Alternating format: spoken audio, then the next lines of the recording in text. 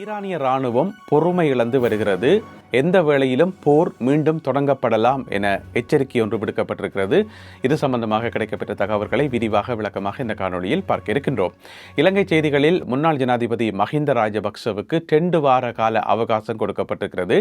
எதற்காக அந்த 2 வார கால அவகாசம் என்பது சம்பந்தமாகவும் விரிவாக பார்க்கலாம். இந்த செய்திகள் உட்பட மேலும் பல முக்கியமான செய்திகளும் தகவல்களும் அத்துடன் ஒரு கருத்தோவியமும் இன்றைய காணொலியில் காத்திருக்கின்றன. தமிழடியான் சொந்தங்கள் அனைவருக்கும் வணக்கம். ஏப்ரல் மாதம் 30ஆம் தேதி 2026ஆம் ஆண்டு வியாழக்கிழமை. வாருங்கள் காணொளிக்குள் போகலாம்.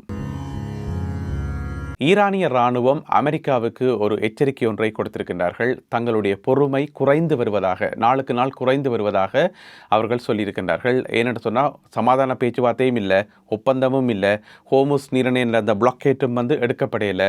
எனவே இப்படியே போய்கொண்டிருந்தால் இது அமெரிக்காவினுடைய ஒரு வகையான தந்திரம். எனவே இது இப்படியே நீடிக்க முடியாது. உடனடியாக அந்த பிளாக்கேட் எடுக்கணும். அதாவது ஈரானை சுற்றி இருக்கிற அந்த முற்றுகை எடுக்கப்படணும். அப்படி இல்லைன்னு சொன்னால் நாங்கள் தாக்குதல் நடத்தி அதை திறக்க வேண்டி வரும் என்று சொல்லி ஈரானிய ராணுவம் சார்பாக இந்த எச்சரிக்கை விடுக்கப்பட்டிருக்கிறது. அதாவது இந்த பேச்சுவார்த்தைக்கு நடுவர்களாக செயல்படுகின்ற பாகிஸ்தானுக்கு சொல்லப்பட்டு பாகிஸ்தானுக்கு கூட இந்த தகவல் அமெரிக்காவுக்கு சொல்லப்பட்டிருப்பதாக தகவல்கள் வெளியாகி இருக்கின்றன. ஏன்னு சொன்னால் இப்போ அமெரிக்காவினுடைய பிளாக்கேட் காரணமாக ஒன்றுமே செய்ய முடியலை, பிஸ்னஸும் சரியாக செய்ய முடியலை, கப்பல் போக்குவரத்து எல்லாம் முடங்கி இருக்குது. அப்போ இது சமாதான காலமும் இல்லை. சமாதானம் என்று சொன்னால் எல்லாம் திறந்து விட்டுருக்கணும். சமாதானமும் இல்லை, சண்டையும் இல்லை, ஒன்றுமே இல்லை, என்ன நடக்குதுன்றே தெரியாமல் இருக்குது. எனவே நாங்கள் இதை பார்த்து கொண்டிருக்க மாட்டோம். இது அமெரிக்காவினுடைய ஒரு ராஜதந்திரமாகத்தான் நாங்கள் புரிஞ்சு கொள்கிறோம். அது மட்டும் இல்லாமல் போற வார கப்பல்களை பிளாக் பண்ணுறது ஒரு வகையில் யுத்தமாகத்தான் கருதப்படும். எனவே எங்களுடைய பொறுமை குறைந்து வருகிறது. எந்த வேளையிலும் நாங்கள் தாக்குதலில் ஈடுபட தயாராக இருக்கிறோம் என்று சொல்லி ஈரானிய ராணுவம் சார்பாக இந்த எச்சரிக்கை விடுக்கப்பட்டுள்ளது. இலங்கையினுடைய முன்னாள் ஜனாதிபதி மஹிந்த ராஜபக்ச அவர்களுக்கு 2 வார கால அவகாசம் கொடுக்கப்பட்டிருக்கிறது. அவகாசத்தை கொடுத்தது யாருன்னு பார்த்தீங்கன்னு சொன்னால் லஞ்ச ஊழல் ஆணைக்குழு.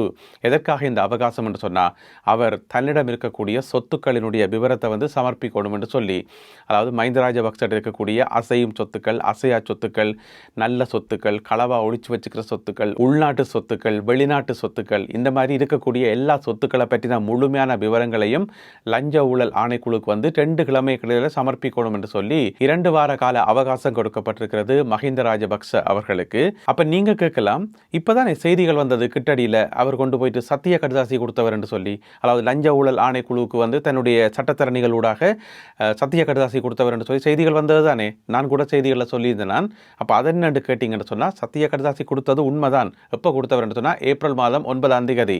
ஏன்னு சொன்னா அவருக்கு ஏற்கனவே 2 வார கால அவகாசம் கொடுக்கப்பட்டிருந்தது. அது ஏப்ரல் மாதம் 10ஆம் தேதியோட முடியுது. அப்போ அதுக்கு முதல் நாள் ஏப்ரல் மாதம் 9ஆம் தேதி என்ன செய்வார் என்று சொன்னால் தன்னுடைய சட்டத்தரணிகளூடாக ஒரு சத்திய கடிதாசி கொண்டு போய் கொடுத்தவர். அப்போ நாங்கள் எல்லாரும் என்ன நினைச்சோம், அந்த கடிதாசியில் தன்னுடைய சொத்து விவரங்களை தான் கொடுத்துக்கார் போலடக்குன்னு சொல்லி உண்மையில எல்லா ஊடகங்களையும் அப்படித்தான் செய்தி வந்தது. தன்னுடைய சொத்து விவரங்களை சமர்ப்பித்தார் மஹிந்த ராஜபக்ச என்று சொல்லித்தான் தலைப்பெல்லாம் போட்டு செய்திகள் வந்தது. ஆனால் இப்போதான் தகவல் தெரிய வந்திருக்குது, சொத்து விவரங்களை சமர்ப்பிக்கிறதுக்கு இன்னும் கொஞ்சம் கால அவகாசம் வேணும் என்று சொல்லி ஒரு வேண்டுகோள் கடிதம் தானே அவண்டை கொடுத்தவராம். அந்த சத்திய கடிதாசியில் அதுதானாம் இருந்ததாம் என்று சொல்லி இப்போ தகவல்கள் வந்திருக்குது. எனவே நேற்றில் இருந்து அடுத்து வரும் 14 நாட்களுக்கு 2 வாரத்துக்கு லஞ்ச ஊழல் ஆணைக்குழு அவகாசம் கொடுத்துருக்குது. இதுக்கு மேலே அவகாசமெல்லாம் நீடிக்க முடியாது. கதியாக சொல்லுங்க என்னென்ன சொத்துக்கள் இருக்குன்னு சொல்லி. நான் நினைக்கிறேன் திரும்ப அவகாசம் கேட்குறபடியால் அவருக்கு கனகாலம் செல்லுது போல எல்லா சொத்துக்களையும் எழுதி முடிக்கிறதுக்கு. ஏன்னா அவ்வளோ சொத்துக்கள்லாம் சேர்த்து வச்சுக்கார். எனவே எல்லாம் தேடி பார்த்து எங்கே எவ்வளோ சொத்துக்கள் இருக்குன்றலாம் போட்டு எழுதத்தானே வேணும். அதுக்கு நிறைய காலம் எடுக்குது போல இருக்கு. ஓம் தானே. இலங்கையில் நேற்று நடைபெற்ற சம்பவம் ஒரு புரட்சிகரமான சம்பவம் என்று சொல்லலாம். அது என்னென்னு சொன்னால், இலங்கையினுடைய கிரிக்கெட் சபை இருக்குத்தானே, அந்த கிரிக்கெட் சபை நிர்வாகம் ஒட்டு மொத்தமாக பதவி விலகி போயிருக்கிறது. அதாவது கிரிக்கெட் அமைப்பினுடைய தலைவராக இருந்தவர் ஷமி சில்வா என்று சொல்லி அவருடைய தலைமையிலான அந்த அணி பதவி விலகி போயிருக்கிறது. அது ஒரு வகையில் சொல்லப்போனால் ஒரு சுதந்திரம் கிடைச்ச மாதிரி தான். ஏனென்று சொன்னால் அவருடைய தலைமையிலான அந்த நிர்வாகம் இலங்கை கிரிக்கெட் சபையை நீண்ட காலம் அந்த ஏதோ புற்றுநோய் பிடிச்ச மாதிரி பிடிச்சி கொண்டு வந்தது. அதுக்குள்ளே நிறைய முறைகேடுகள், ஊழல்கள், நிறைய கம்ப்ளைண்ட்ஸ். அதாவது சுருக்கமாக சொல்ல போனால் இலங்கை கிரிக்கெட் அணியை ஒழுங்காக செயல்பட முடியாத அளவுக்கு நிர்வாகம் அவ்வளவு ஊழல் நிறைந்த நிர்வாகமாக இருந்தது. இப்போ பார்த்தீங்கன்னு சொன்னால் நேற்று ஒட்டுமொத்தமாக பதவி விலகி போயிருக்கிறார்கள். அதுக்கு பிறகு இலங்கை கிரிக்கெட் சபை இப்போ யாருடைய கட்டுப்பாட்டுக்குள்ள வந்திருக்குன்னு சொன்னால் தற்காலிகமான முறையில் யாருடைய கட்டுப்பாட்டுகளை வந்திருக்குன்னு சொன்னால் இளைஞர் விவகார விளையாட்டு அமைச்சு அவர்களுடைய கண்ட்ரோலுக்குள்ளே வந்திருக்குது. இனி புதிய நிர்வாகம் தெரிவு செய்யப்படும் வரை இவர்கள் தான் அந்த கிரிக்கெட் சபைக்கு பொறுப்பாக இருப்பார்கள். இனி தெரிவு செய்யப்பட இருக்கின்ற புதிய நிர்வாகம் நல்ல நிர்வாகமாக இருக்கும். அது இலங்கையினுடைய கிரிக்கெட்டை வந்து மேம்படுத்துகிற விதமாக இருக்கும் என்று சொல்லி எதிர்பார்க்கப்படுகிறது. நல்லதே நடக்கட்டும். இலங்கையில் மற்றுமொரு மோசமான பேருந்து விபத்து ஒன்று நேற்றைய நாளில் இடம்பெற்றது. நேற்று பிற்பகல் 3 மணி அளவில் ஹட்டன் டிக்கோயா பிரதான வீதியில் வந்து இந்த பஸ் வந்து விபத்துக்குள்ளானது. இது வந்து ஒரு பிரைவேட் பஸ் ரோட்டில் போய்கொண்டிருக்கக்குள்ள வந்து இன்னும் ஒரு பஸ் ஒன்று வந்திருக்குது. அப்போ அந்த பஸ்ஸுக்கு வந்து இடம் கொடுக்கறதுக்காக என்ன செய்ய டிரைவர் வந்து சைட்டுக்கு எடுத்துகிட்டு போல இருக்காங்க. அதில் பள்ளம் தானே, நல்ல காலம் அது வந்து ஆக பெரிய பள்ளமோ அல்லது பள்ளத்தாக்கோ இல்லை, ஒரு 25 அடி தான். 25 அடி என்றாலும் ஆபத்து தான், இருந்தாலும் 300-400 அடியை விட பரவாயில்லை தானே. எனவே 25 அடி பள்ளத்துக்குள்ளே வந்து இந்த ப்ரைவேட் பஸ் வந்து விளையக்குள்ளே பஸ்ஸுக்குள்ளே வந்து கிட்டத்தட்ட 40 பேர் இருந்திருக்கணும். அந்த 40 பேரில் வந்து 34 பேர் காயமடைந்து மருத்துவமனையில் அனுமதிக்கப்பட்டிருந்தார்கள். அவர்களில் வந்து ஒருவர் வந்து உயிரிழந்திருக்கிறார். பிறகு சிகிச்சை பலன் இல்லாமல் அவருக்கு வந்து 70 வயசு என்று சொல்லப்படுகிறது. இந்த விபத்து நேற்று பிற்பகல் 3 மணியளவில் இடம்பெற்றிருக்கிறது ஹட்டன் டிக்கோயா பிரதான வீதியில். இது சம்பந்தப்பட்ட விசாரணைகளை போலீசார் மேற்கொண்டு வருகிறார்கள். $2.5 மில்லியன் காணாமல் போனமை சம்பந்தமாக ஜனாதிபதி அனுரகுமார திசாநாயக்கா அவர்கள் மிக விரைவில் பாராளுமன்றத்துக்கு வந்து அதற்குரிய சரியான விளக்கத்தை கொடுப்பார் என தகவல்கள் வெளியாகி இருக்கின்றன. ஏனென்று சொன்னால் அது ஒரு பெரிய பிரச்சனையாக போய் கொண்டிருக்குது. 2.5 மில்லியன் எப்படி காணாமல் போனேன் என்று சொல்லி அந்த சம்பவம் உங்கள் எல்லாருக்குமே தெரியும். ஆஸ்திரேலிய அரசாங்கத்துக்கு கொடுக்க வேண்டிய காசு இலங்கையிலேருந்து காசு போயிட்டு தான் ஆஸ்திரேலியாவுக்கு போகலை, நடுவில் வந்து குறுக்கால வேறு எங்கேயோ போட்டுது. எனவே அது எங்கே போனதுன்றதை கண்டுபிடிக்கத்தானே வேணும்.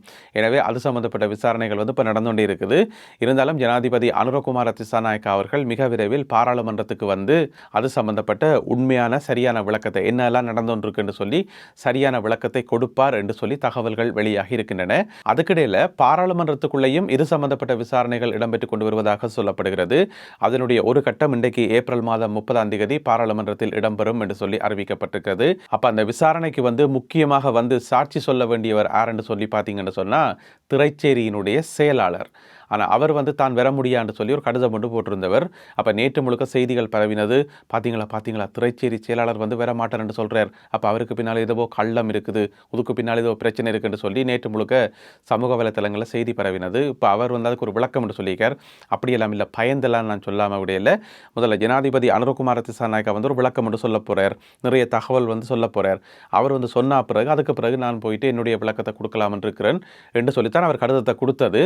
ஆனால் அந்த கடிதம் வந்து தவறான முறையில் வந்து சமூக வலைத்தளங்களில் பரப்பப்பட்டது என்னென்று சொன்னால் திரைச்சேரி செயலாளர் வந்து பயந்து ஒடுங்குகிறார் என்று சொல்லி, ஆனால் அது உண்மை இல்லை என்று சொல்லி அவர் மறுப்பு தெரிவித்துள்ளார். இலங்கையில் மிக விரைவில் மின்சார ரயில்கள் அறிமுகப்படுத்தப்பட இருப்பதாக தகவல்கள் வெளியாகி இருக்கின்றன. இது சம்பந்தப்பட்ட கூட்டம் ஒன்று நேற்று புதன்கிழமை பின்னேரம் ஜனாதிபதி செயலகத்தில் நடந்திருக்குது. ஜனாதிபதி அனுரகுமார திசாநாயக்கா அவர்களுக்கும் மற்றது போக்குவரத்து நெடுஞ்சாலைகள் அமைச்சினுடைய அதிகாரிகள் பின்னே அவைக்கு இடையில வந்து ஒரு சந்திப்பு ஒன்று நடந்தது. அந்த சந்திப்பில் வந்து நிறைய விஷயங்கள் வந்து டிஸ்கஸ் பண்ணியிருக்கிறோம். மின்சார ரயிலை வந்து அறிமுகப்படுத்துறது, தண்டவாளங்களை வந்து புதுப்பிக்கிறது, புதிதாக தண்டவாளங்கள் போடுறது, அல்லது புது புது இடங்களுக்கு வந்து ரயில் சேவைகளை விடுறது, இந்த மாதிரி கணக்கு விஷயங்கள் வந்து டிஸ்கஸ் பண்ணப்பட்டது. இது முதல் கட்டமாக எங்கே நடைமுறைப்படுத்த போயினோம்னு சொன்னால் கொழும்பினுடைய புறநகர் பகுதிகள் இருக்குது தானே, அதாவது கொழும்பு நகரத்தையும் புறநகர்களையும் இணைக்கக்கூடிய மாதிரியான ரயில் சேவைகளை தான் முதல்ல விட போயினோம். அது சக்ஸஸ் ஆகி முடிய அப்புறம் நாட்டினுடைய ஏனைய பகுதிகளுக்கு கொண்டு வரப்படும் என்று சொல்லி, எனவே இதன் மூலம் கொழும்பு நகரத்துக்கான அந்த போக்குவரத்து நெரிசலை வந்து கட்டுப்படுத்த முடியும் என்று சொல்லியும், இன்னும் நிறைய சுற்றுலா பயணிகள் மற்றது சாதாரண பயணிகள் எல்லாருக்கும் வந்து வசதியாக இருக்கும் தானே. எனவே இந்த திட்டம் வந்து ஒட்டுமொத்தமாக எல்லாருக்குமே நன்மையாக இருக்கும் என்று சொல்லி, இப்போ நாங்கள் ஏனைய நாடுகள் எடுத்து பார்த்தோம்னு சொன்னால், உதாரணமாக இங்கே லண்டன் எடுத்து பார்த்தோம்னு சொன்னால் இந்த ரயில்வே நெட்வொர்க்கை வந்து அவ்வளவு பிரமாண்டமாக இருக்கும். முதல்ல வந்து அண்டர் கிரவுண்ட், பிறகு ஓவர் கிரவுண்ட், பிறகு ரீஜனல் ரெயின்ஸ் என்று சொல்லி அந்த படிப்படியாக அந்த சிலந்தி வேலை பின்னின மாதிரி பின்னப்பட்டிருக்கும். நீங்கள் நெச்ச நேரம் நெச்ச இடத்துக்கு நெச்ச மாதிரி தாராளமாக போயிட்டு வரலாம். தனியாக லண்டன் மட்டும் இல்லாமல் எல்லா பெரிய பெரிய நகரங்களையும் இப்படித்தான் இருக்கும், அவ்வளவு போக்குவரத்துகள் இருக்கும். எனவே அதே மாதிரியான ஒரு சிஸ்டம் வந்து கொழும்புக்கு கொண்டு வந்தால் இந்த கொழும்பினுடைய டிராஃபிக் எல்லாம் குறைஞ்சு போக்குவரத்து வந்து இலகுவாக இருக்கும் என்றதான் நேற்றைய கலந்துரையாடலினுடைய நோக்கம் என்று சொல்லி சொல்லப்படுகிறது. எனவே 2027ஆம் ஆண்டில் இருந்து இந்த திட்டம் வந்து நடைமுறைக்கு வரும் என்று சொல்லி அறிவிக்கப்பட்டுள்ளது. அடுத்ததாக இன்றைய கருத்தோவியம், இது அந்த கிரிக்கெட் சபையினுடைய தலைமைப்பிடம் இருக்குத்தானே, அவர்கள் ராஜினாமா செய்தது தானே, அது சம்பந்தப்பட்ட கருத்தோவியம். என்னென்னு சொன்னால், ஒரு பொதுமகன் பயங்கர சந்தோஷமாக துள்ளி குதிக்கிறார். ஏன்னு சொன்னால், இப்போ பொதுவாக எல்லாருக்குமே கிரிக்கெட் விருப்பம் தானே. இலங்கை கிரிக்கெட் அணி நல்லா விளையாடணும், நிறைய வெற்றிகள் பெறணும்ன்றதானே பொதுமக்களுடைய விருப்பமாக இருக்கும். அதுக்கு இந்த மாதிரியான ஒரு நிர்வாகம் தடையாக இருக்கக்குள்ள அது பொதுமக்களுக்கும் பிடிக்காது தானே. எனவே இந்த சாதாரண பொதுமகன் துள்ளி குதிக்கிறார் பயங்கர சந்தோஷமாக என்று சொல்லி இந்த ஒரு கருத்தோவியம் வரையப்பட்டிருக்கிறது. இந்த கருத்தோவியம் மற்றும் இன்றைய காணொலியில் பகிர்ந்து கொள்ளப்பட்ட செய்திகள் தொடர்பான உங்களுடைய கருத்துக்களை மறக்காமல் கீழே எழுதுங்கள். மீண்டும் சந்திப்போம் உறவுகளே. நன்றி, வணக்கம்.